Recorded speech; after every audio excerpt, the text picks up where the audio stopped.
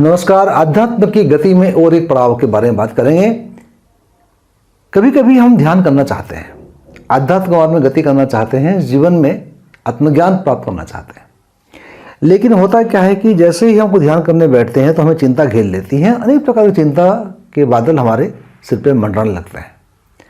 पुराने बातों को याद करके गिल्ट में घुस जाते हैं, या भविष्य की परिकल्पना करके कि क्या होने वाला है उसमें एंग्जाइटी पैदा हो जाती है। ये प्रकार जो चीज़ें होती हैं तो हमें आध्यात्म मार्ग में गति करने से रोकती हैं। तो हम क्या करेंगे? अपने मन को बहलाने के लिए, टहलाने के लिए ताश खेलने बैठ जाएंगे, लूडो खेल लेंगे, गप्पे मार लेंगे, टीवी देख लेंगे, या अपने फ़ोन खोल के कुछ शॉर्ट्स वगैरह देखना शुरू कर देंगे। ये हम क्यों कर रहे हैं? ये इसलिए कर रहे हैं कि जो हमारे मन में एंग्जाइटी, चिंता पैदा हो रही है, चिंता के पास से अपने आप को मुक्त करने के लिए कुछ समय के लिए इस प्रकार की हम चीज़ें करते हैं, जो कि आध्यात्म मार्ग में गति करने के लिए बाधक है। हमें चिंता की शमन करना आना चाहिए, चिंता को दूर करने का उपाय होना चाहिए, चिंता के बादलों को हटाने का प्रयास करना चाहिए। ये जो अंधेरा छाया हुआ है, इसमें ज्ञान की ज्योति के प्रकाश से अंधेरा के बादल को हटाने की, अंधेरों को हटाने की, देख पाने की शक्ति को प्राप्त करना है। उसके लिए ये प्रकार के भागने से कुछ होने वाला नहीं है। हमें समझना पड़ेगा कि हमारे चार्ट में यदि सूर्य या बृहस्पति दोनों अच्छे नहीं है तो हमको एंग्शियसनेस घेरती है, चिंताएं सताती हैं, छोटी छोटी बातें हमारे मन में उलझन पैदा करती हैं। तो ये बहुत ज़रूरी है कि ये दो ग्रहों की तरफ हम ध्यान दें और चार्ट में देखें कि क्या ऐसा तो नहीं है कि सूर्य के लिए, बृहस्पति के लिए हमारे जीवन में इस प्रकार चीज़ें घट रही हैं। आप ये भी जानते हैं कि सूर्य जो होता है हमारी आत्मा होती है। आत्मा के उत्थान या आत्मा परिष्कृत हो, इवोल्यूशन, सोल इवोल्यूशन बातें करते हैं, वही तो अध्यात्म है। यदि आपके चार्ट में शनि अच्छे नहीं है तो मान के चलिए कि आपकी आत्मिक उत्थान के लिए बाधाएं आपको आएंगी। तो मन में इच्छा तो है कि अध्यात्म मार्ग में गति करूँ मैं, लेकिन हो नहीं पाता है क्योंकि सूर्य अच्छे नहीं है। सूर्य को ठीक करने के लिए आपको 3 मुखी और 12 मुखी रुद्राक्ष का प्रयोग करना पड़ेगा।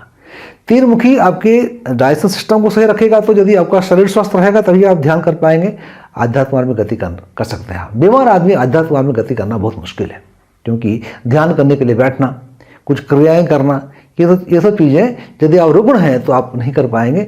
शरीर स्वस्थ रहने के लिए आपको जठराग्नि प्रॉब्लम अच्छी होनी चाहिए और खाने को हजम करके आपके शक्ति को, ये आपके शरीर को ये शक्ति सब मिलनी चाहिए। तो सूर्य के लिए ये जठराग्नि को ठीक करने के लिए 3 मुखी रुद्राक्ष, 12 मुखी रुद्राक्ष भी सूर्य के लिए होता है। ये 2 रुद्राक्ष पहनेंगे। बृहस्पति ठीक नहीं होने से क्या होता है? बृहस्पति ठीक नहीं होने से आप विजडम से दूर रहेंगे। बृहस्पति कौन है? देवताएं, गुरु हैं, विजडम। तो ज्ञान की रश्मि यदि आपके अंदर में आएगी नहीं, रोशनी आएगी नहीं ज्ञान की, तो आप आध्यात्म मार्ग में भटक सकते हैं। सूर्य चंद्रपात में आप डिस्ट्रैक्ट हो सकते हैं। बृहस्पति ठीक नहीं हो तो ये हो जाती है।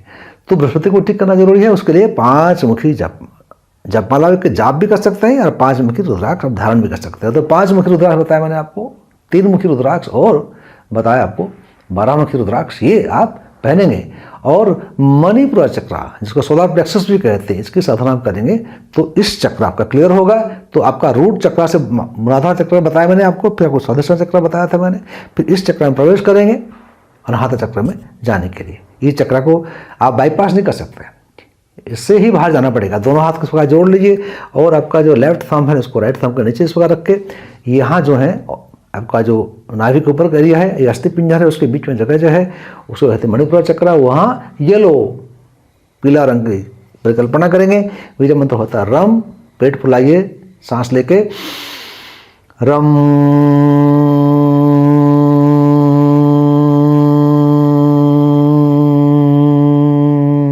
इस प्रकार का आप यदि क्रिया करेंगे और रुद्राक्ष जो बताया मैंने आपको आप पहनेंगे, 3 मुखी, 5 मुखी और 12 मुखी, तो आपका मणिपुर चक्र से आप ऊपर उठ सकते हैं यहाँ पहुँचने के लिए। आखिर में हमको थर्ड आई होते हुए क्राउन चक्र में पहुँचना है।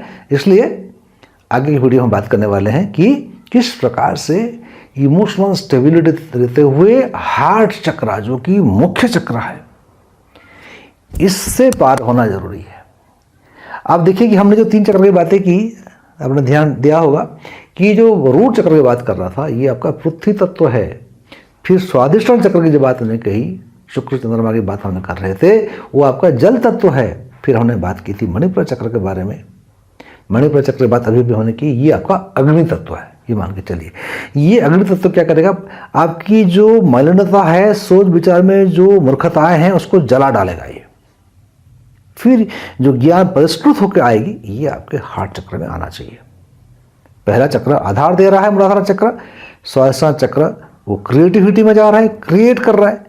मणिपुर चक्र उसको परिष्कृत कर रहा है। जैसे कोई सुनार हो, लो सोना दिया जाए, मूलाधार चक्र वो उसको औजार दिया जाए, फिर उसको पिघलाएगा, ये जल तत्व हो गया। फिर यहाँ लाके उसको पीटेगा, इसके जो उसमें जो इम्प्यूरिटीज़ हैं वो आपको निकालेगा, फिर ही आपको यहाँ आएगा, यहाँ ये बनेगा अलंकार, स्वर्ण अलंकार बनने वाला है। ये आपका है अनाहत चक्र, हार्ट चक्र। हार्ट चक्र के बारे में हम बात करेंगे अगली वीडियो में। तब तक के लिए आज्ञा दीजिए मुझे। नमस्कार, जय हिंद, जय भारत, वंदे मातरम।